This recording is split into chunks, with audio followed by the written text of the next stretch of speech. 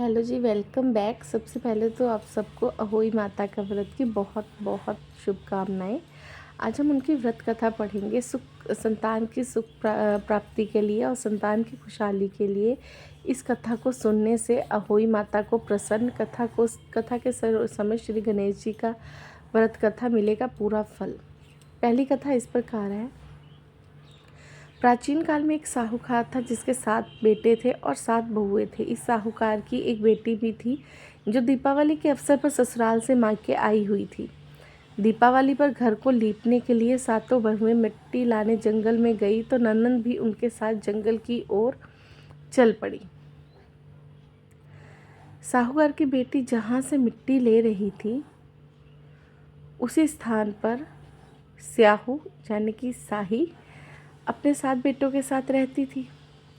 मिट्टी खोदते हुए साहू की बेटी से गलती से खुरपी से साहू का एक बच्चा मर जाता है। स्याहू इस पर क्रोधित होकर शाहूकार की बेटी से बोली, मैं तुम्हारी कोख बांध दूंगी। स्याहू की ये बात सुनकर शाहूकार की बेटी बोली, आप अपनी 7 भाभियों में से एक एक करके विनती करती है कि वह उसके बदले में अपनी कोख बंधवा ले। सबसे छोटी ननंद के बदले में अपनी कोख बंधवाने के लिए तैयार हो जाती हैं। इसके बाद छोटी भाभी के जो भी बच्चे होते हैं वह सभी 7 दिन में मर जाते हैं। 7 पुत्रों की इस प्रकार मृत्यु होने के बाद उसने पंडित को बुलवाकर इसका कारण पूछा। पंडित ने साहूकार की छोटी बहू को सुरही गाय की सेवा करने की सलाह दी।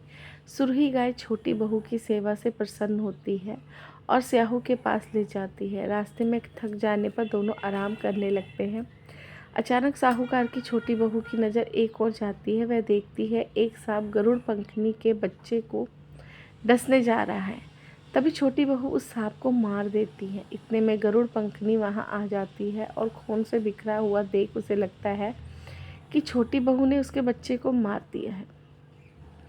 इस पर छोटी बहू को चोंच मारना शुरू कर देती। छोटी बहू इस पर कहती है कि उसने तो उसके बच्चे की जान बचाई है।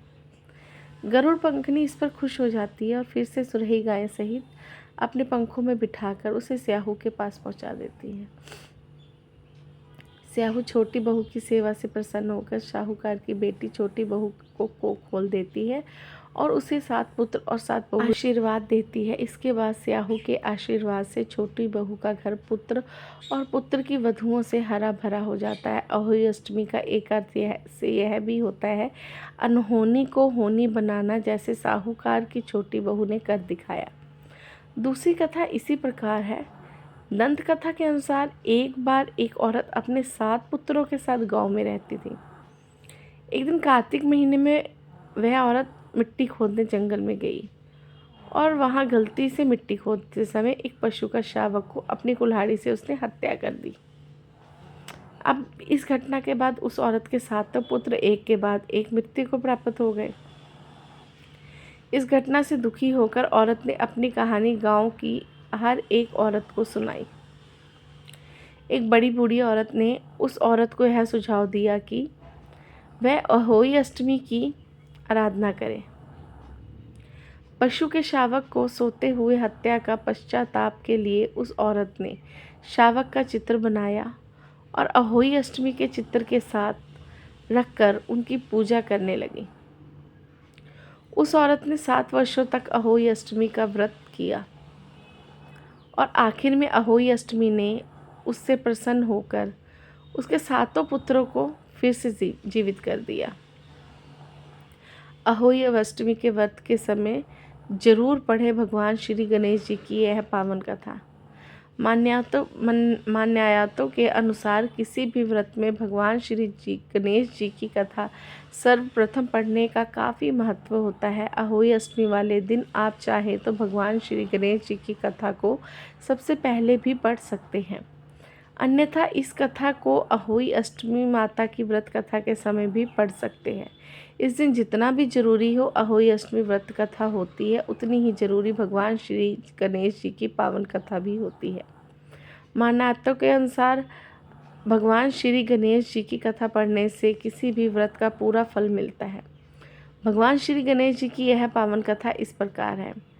एक बार गणेश जी एक लड़के के वेश धारण करके एक नगर में घूमने निकले। उन्होंने अपने साथ चुटकी भर चावल और गणेश और चुल्लू भर दूध में ले लिया, हाथ में ले लिया। गणेश जी को नगर में घूमते हुए जो भी मिलता वह उसे खीर बनाने का आग्रह करते। गणेश जी की किसी भी माई को रोक कर बोलते, माई खीर बना दे, तो यह सुनकर लोग हंसने लगते। ऐसे ही गणेश जी बहुत समय तक घूमते रहे, लेकिन उन्हें खीर बनाने के लिए कोई नहीं मिला। किसी ने उन्हें समझाया कि इतने से सामान से खीर कैसे बनेगी, पर गणेश जी को तो खीर बनवानी ही थी, इसलिए कोशिश करने में लगे रहे। अतः एक गरीब बूढ़ी माई उन्हें कहा, बेटा चल मेरे साथ, मैं तुझे खीर बना कर खिलाऊंगी। भगवान श्री गणेश जी उस बूढ़ी माई के साथ चल दिए। बूढ़ी माई ने उनसे चावल और दूध लेकर एक बर्तन में उबलने चढ़ा दिया। कुछ देर बाद दूध में ऐसा उफान आया कि बर्तन छोटा पड़ने लगा। बूढ़ी माई को बहुत आश्चर्य हुआ, लेकिन उनको कुछ समझ नहीं आया। फिर बूढ़ी माई ने घर का सबसे बड़ा बर्तन, वह भी पूरा भर गया। खीर लगातार बढ़ती जा रही थी। खीर की खुशबू भी धीरे धीरे चारों ओर फैल रही थी। खीर की मीठी मीठी खुशबू के कारण बूढ़ी माई की बहू के मुंह में पानी आ गया। बहू को खीर खाने की तीव्र इच्छा होने लगी। उसने कटोरी में खीर निकाली, दरवाजे के पीछे बैठ के घर के मंदिर में भगवान श्री कृष्ण से बोली, ले गणेश तू भी खीर खा, फिर मैं भी खाऊं। फिर उसने मंदिर में गणेश जी को भोग लगाकर खीर खा ली। बूढ़ी बाई ने बाहर बैठे गणेश जी को आवाज़ लगाई, बेटा तेरी खीर तैयार है, आकर बोले। तब भगवान श्री गणेश जी बोले, माई तेरी बहू ने भोग लगा दिया है, मेरा पेट तो भर गया, अब खीर तू गाँव वालों को खिला दे।